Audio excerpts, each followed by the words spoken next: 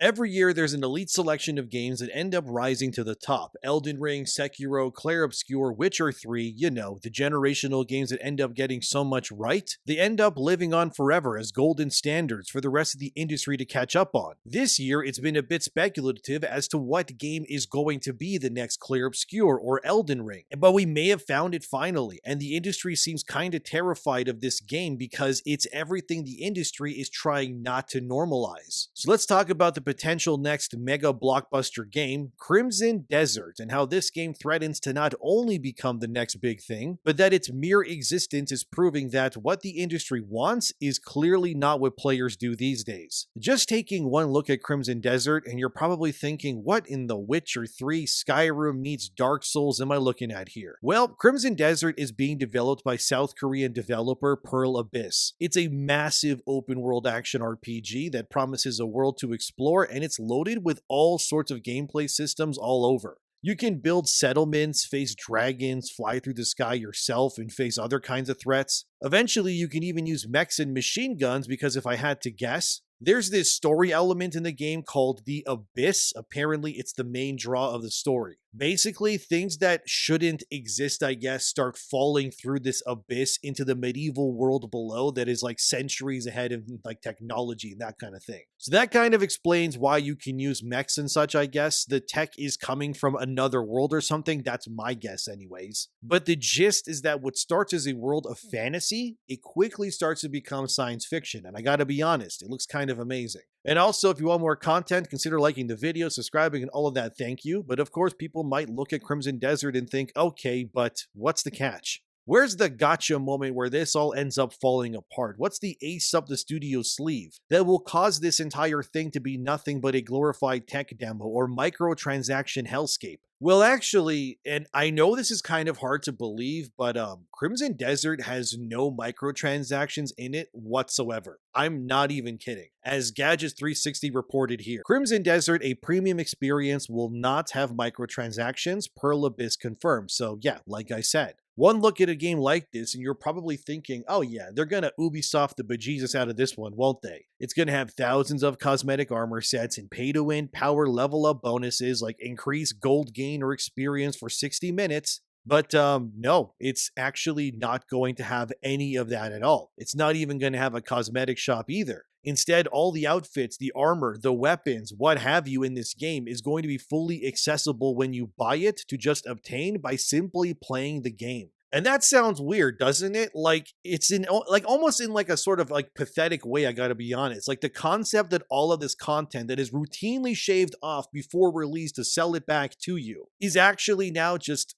going to be included when you buy the game. But these days that feels almost like wrong to a degree. Games like Diablo 4 are not only live service, but then you have to buy the game to play it, but also it has a cash shop that's full of stuff to buy that should be unlockable in that game, but they aren't. For example, as reported by GameSpot here last year, Diablo 4 had a Berserk crossover event where they brought in all of these cool skins that look amazing. Unfortunately, you can't obtain any of them in-game by playing it. Those skins, if you wanted them, it would actually cost you around $150 American to just obtain all of these sets to then use them in Diablo 4. That's over twice the price of the base game when it first released just for these skins. This sort of practice is egregious for obvious reasons. Everybody hates this, and I don't even blame them. Even when I play Marvel Rivals, I find myself not buying any new skins, because a single skin in Canadian dollars equates close to roughly $20 per cosmetic. It just doesn't make any sense to me at all. The only things I buy in Marvel Rivals are those mini battle passes, because at least there it's like $10 and you get 3 premium skins plus all the other goodies too. That feels more worth it than spending $30 for some bundle instead. This is why when I'm seeing with Crimson Desert and what they're doing, it honestly feels weird, but not in a bad way I mean, but actually in a very awesome way. Because Pearl Abyss could have easily taken all of the stuff in their game, segregated it away, chopped it up into pieces and then sold it back to you guys for a premium. They could have easily sold weapon skins for $5, maybe $10 a pop, maybe a new armor set for $15 to $20, and the industry would be happy with that. Because the game's industry is always trying to find new ways to scavenge as much money as humanly possible from each player to maximize their profits. Will Powers, who's the marketing director of Crimson Desert, was recently on a podcast called Dropped Frames. In that podcast, he confirmed that Crimson Desert will simply just be a video game. filled with content to find and explore, and will cost you nothing beyond what you already paid for it. As he said here, I don't want to say that there's zero microtransactions because there are pre-order bonuses, but anything that's announced and coming at launch is strictly cosmetic. Those are just the pre-order bonuses. I can say that definitively, there is not a cosmetic cash shop in the game. This is made to be a premium experience that you buy and you can enjoy the world and not something for microtransactions. So unless Will is lying here, which I mean, I doubt it since he's being so defiant and clear on the stance, I mean, you heard it right there. There's no microtransactions in the game. Once you buy it, you just pay the amount, which I assume the full price is going to be maybe $70 American or so, and then that's it. You're done. Go enjoy your game forever, pretty much. But then Will Power further states here where he says this. Well, it's a monetization model. If you do free to play, then you need to make up the revenue in a different way. This, Crimson Desert, is a premium experience. That is the transaction, full stop. So the only cosmetics I guess you can pay for is if you buy the deluxe edition of the game, which is $10 more than the standard version. And yeah, they also confirm Crimson Desert is $70 American standard, so $80 for the deluxe. Beyond that, there's nothing being held back from you. You can just enjoy it for what it is, and that's really it. Which honestly feels weird still, because again, we've heard so often how games are too expensive to make. They need to have added revenue streams, otherwise the games we love can't reasonably exist. But it really isn't the case. It's just something that investors tell the developers to say to their fans so that they can rationalize the implementation of such systems. And then if enough games do this, it then becomes normalized, which obviously it has been. We all know this. I'm not saying that all monetization systems are bad or that free-to-play is awful. No, I'm not saying that. It just depends on how they do it. That's the point. Like I said, the $10 bundles in Marvel Rivals that gives you multiple skins to chase and all the intros and the sprays and the emotes and all that, yeah, I think that's a good deal in a free-to-play game, I do. But if you're trying to sell me Berserk armor for $150 American, dude, in Diablo 4, like, you're out of your mind, obviously. I can't justify buying cosmetics that cost more than basically 2 full retail copies of Crimson Desert at release for skins in a video game. Like that makes no sense to me. I think I speak for many when I say I've been yearning for what I can only really call the next Witcher 3-like experience. Sure, yes, Ubisoft tried to fill that hole with their Assassin's Creed RPG series of games, but they never really scratched that itch. Because the writing and the gameplay that Ubisoft did with those games and never really hit the quality bar that, say, CD Projekt Red raised all the way back in 2015. It's been 11 years since The Witcher 3, by the way. God, how time flies, dude. As WCCF Tech reported here, a former Rockstar animator actually thinks that Crimson Desert could be Game of the Year if GTA 6 drops the ball. Mike York, who has worked on both Grand Theft Auto and games like God of War Ragnarok, as you can see here, said that he believes that Crimson Desert could easily win Game of the Year due to how in-depth the game looks and how much it's offering, again, as a single-player purchase sort of game. Obviously, it's wishful thinking since GTA 6 is apparently confirmed to be releasing this year. I mean, we'll see about that, but at this point, I'm not really convinced that GTA 6 is ever coming out until we're maybe like a week from launch and then Rockstar hasn't said or delayed anything. Then I'll believe it, but until then, its release date is honestly just nebulous to me. Looking at all the games we also know that are releasing this year already, Game of the Year, it doesn't seem as obvious as last year was to me, right? Like, we have Neo 3 that just came out, which was a great game. Lords of the Fallen 2's coming out. That looks great too. Resident Evil 9 is almost here. That looks amazing as well. But besides those games, I'm kind of hard pressed to believe that anything else coming in the future, unless it's some like mysterious game that nobody knows about yet, will suddenly win Game of the Year this year. Crimson Desert is kind of everything players want these days, but not necessarily the industry. Nevertheless, when it comes to voting for Game of the Year, the games that usually go against the trends of the industry go home with the most awards anyways. It's probably because deep down, even the people who represent the industry to some capacity understand that deep down, like anything, the best things are when you return to basics in a sense. Obviously, Crimson Desert doesn't look basic. It looks like a lot of things are going on at once, which I mean by that, it's a premium title, right? It's single player. There's no multiplayer or always online service. It's simple in the sense that you just press play, the game starts, that's it. Go have fun. There's no hoops to jump through. What's wild is, in case you didn't know, Crimson Desert was actually originally pitched as a massive online multiplayer game. Obviously, if you know Black Desert, which is from the same developers, that is an MMO. So Crimson Desert was meant to be that as well, but obviously, Pearl Abyss saw the writing on the wall and realize that the way that people are going mostly these days is actually away from those sorts of games. I mean, just go look at Highguard to see what I mean about this. I don't need to beat that drum much for you to understand, but you already know that Highguard is came and went. The game is dead, and there's really no return for that game at all. The fact of the matter is there's too many multiplayer games, let's be honest. It's basically impossible to convince millions of people these days to play your game if you need to slap on a cosmetic store, subscription-like service or something, and more, just so that people can enjoy the game in the first place. It's a lot to ask, especially with how expensive things are these days. It's a lot to ask. Crimson Desert pivoting from MMO to single player is actually a genius move, because it then frees Pearl Abyss not only from the content pipeline of, oh, we need to make content forever or until this game dies, obviously, but instead they just said, you know what? Screw it. This game has a beginning, it has a middle, and an end. That's all it needs, and you know what? That's good enough. Obviously, the game is absolutely massive regardless, but that's because the world you explore was meant to be that way for thousands of people instead. But I, like many of you watching, are probably way more excited now to try out Crimson Desert because it's not an MMO. Because, look, bless MMOs, okay?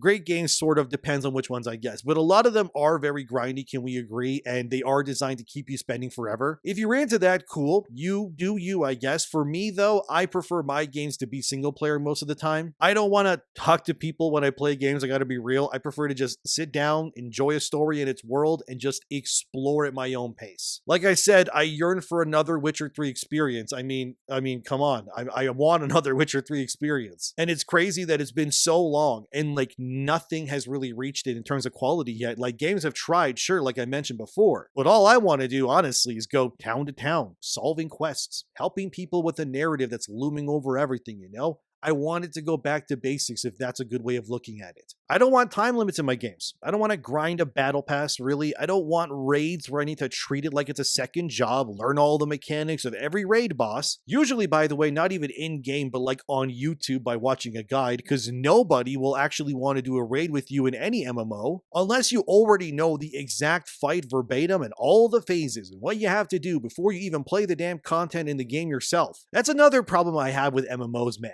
I used to play Final Fantasy XIV way back in the day, and I kid you not, I would get kicked out of raids because I didn't know the mechanics before even trying the raid in the first place. You have to experience the content through a guide online and then go back into the game, do it yourself. What the hell is the point then? That's like me watching a guide for every single fight in Elden Ring or Lords of the Fallen. What would be the point of even playing it then if I'm first experiencing the content on YouTube instead of in-game? You know what I mean? It's such a backwards idea, but yeah, that's kind of how a lot of MMOs work these days, and I really don't like that. I'm sure Crimson Desert would have been like that too, which is also kind of lame. Now you can just fight bosses instead and figure it out on your own. I also saw a lot of people saying, is this game a Souls-like? But no, it isn't. That same Will Powers marketing director guy, he said in the interview that Crimson Desert is not a Souls-like action RPG, yes. Think instead like Skyrim, but now it's third person, but there's also mechs and guns, because, why not, I guess? But the point still stands that if you can't beat a boss, you don't have to keep trying. Just go somewhere else, level up, get better gear, get stronger. You know what to do. Eventually, you'll be tough enough to now stomp the boss. So no, it's not a Souls-like, and honestly, that's a good thing. Look, I love my Souls-likes, but not everything needs to be the same game. You know what I mean? But the fact that an animator who worked on GTA and God of War took one look at Crimson Desert and went, this is the real deal, yeah, that's glowing praise. Now, of course, everything could go wrong too. Crimson Desert could get cooked, right, when it comes to performance or optimization. For all we know, it's going to launch and run at 5 frames per second, and everyone will look like they walked off Mass Effect Andromeda from a facial animation state. But as IGN reported here in January 2026, Crimson Desert is currently in deep optimization in terms of its final stretch goals before launch. It's apparently all the devs are doing right now in making sure that this game runs as good as possible before launch. As again, Will Powers, that marketing guy, said as it reads here, "We have gone gold, now comes further optimization to make the game run as good as it possibly can." And that's as important of a part, so that's the phase we're currently in between now and launch to make sure that the experience when players eventually get their hands on the game is as smooth as possible. Which is great to hear, because Pearl Abyss needs to realize if they are able to land this release with boots on the ground ground running with flawless optimization and offered it the world that it has with all of its systems working day one, this is going to be a Monster Hunter Wilds level success when it releases. Another big ace in Pearl Abyss's sleeve here is that Crimson Desert is actually not being made on Unreal Engine 5, unlike most games these days. Instead, it's actually being made on an engine that Pearl Abyss developed themselves called the Blackspace engine instead. Blackspace was apparently designed specifically for Crimson Desert, and the idea is that it's meant to run this game in high fidelity graphics with realistic physics, think Zelda Breath of the Wild sort of, but it's also being tailored designed using that Blackspace engine to ensure that its open world runs beautifully, while also supporting native 4K 60 FPS based on what I'm reading here with ray tracing and path tracing at release without compromising anything. I don't even know what path tracing is, but that's in the game, so if that's a good thing, awesome, I'm all for it. I don't know. I know it sounds too good to be true, and even as I read these things, I can't really help but be skeptical myself, I have to admit. Like I said, this game is standing on the edge, ready to take that leap of faith. And if Pearl Abyss can land this and have it hit and be amazing day one, it's pretty much curtains for any other game around it pretty much. This is one of those unique experiences where if they can line this all up perfectly, we may have our next Clair Obscur or even our own like Witcher 3 on our hands again. So it doesn't surprise me that the industry is likely afraid of a game like this, because this sort of release is going to harken back to those arguments the industry has had with players in the past when it came to Elden Ring, Baldur's Gate 3 and more. The old argument, right, of you can't expect this from everyone, this isn't realistic, this is a game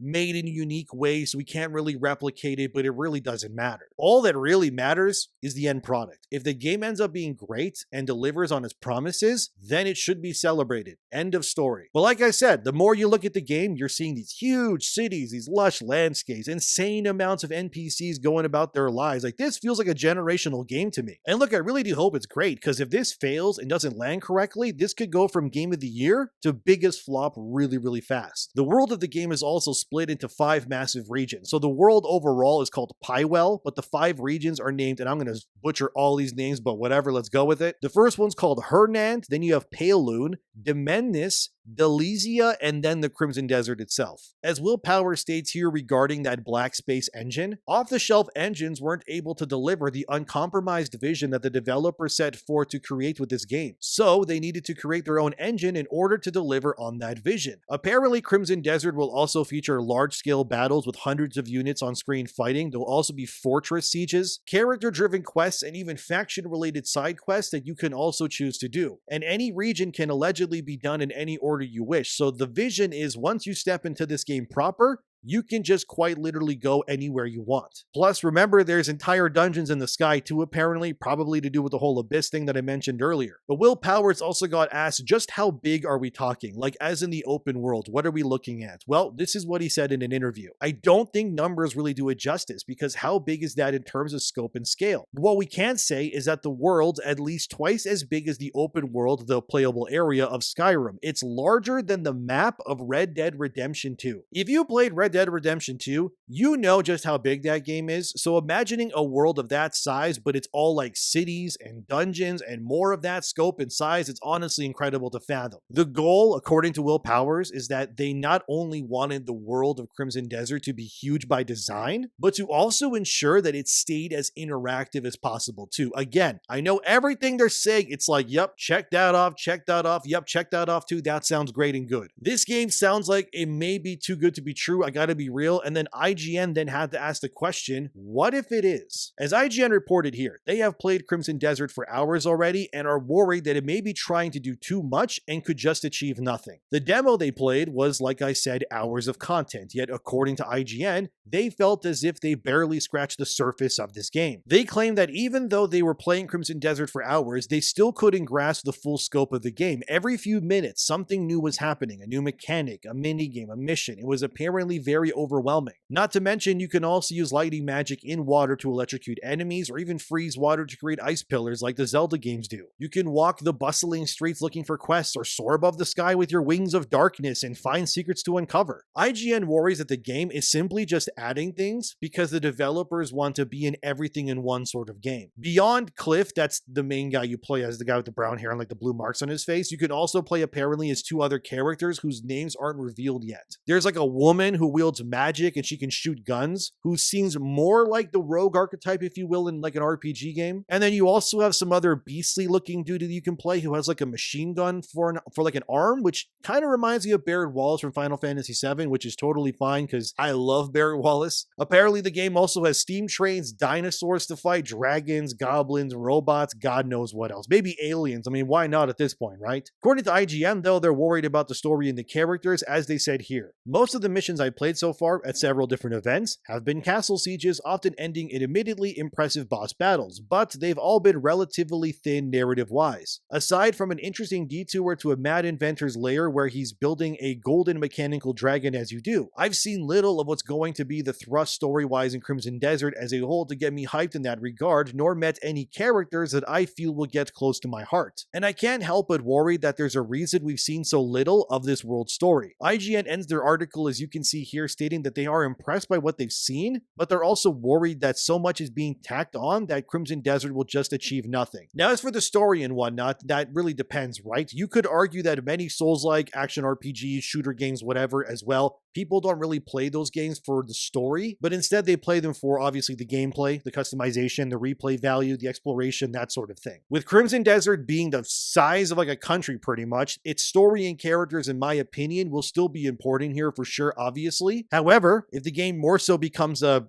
I guess, playground, for like lack of a better term, to just like do things in, blow stuff up and have reasons to justify why you're in a mech in the first place fighting a dragon, I guess, maybe the power fantasy of what's on offer will be enough for most to say, yeah, this is fun, even if the plot ends up being thin, right? This could hold the game back from the ultimate glory you may be seeking, but if they instead try to tell their story in a more Dark Souls way, you know, with notes and whatnot being more abstract and not like on the nose or anything like that, I don't think that'd be bad either, I gotta be honest. I mean, again, it's a medieval fantasy world where presumably like another dimension is containing robots and guns and they're spilling into the world via a breach in space-time or something, I assume. Maybe that could be enough, you know, but either way, this game is going to be massive when it drops on March 19, 2026, which, yeah, isn't far away from when this video is being released, I know. But the final thing I want to say is maybe Crimson Desert is everything that Pearl Abyss is offering and more, and if so, I also wonder then how much the games industry will then try to bury its success or undermine it due to what it represents. Attractive character models, no microtransactions, no cash shops, no live service nonsense, likely no identity politics, because I mean,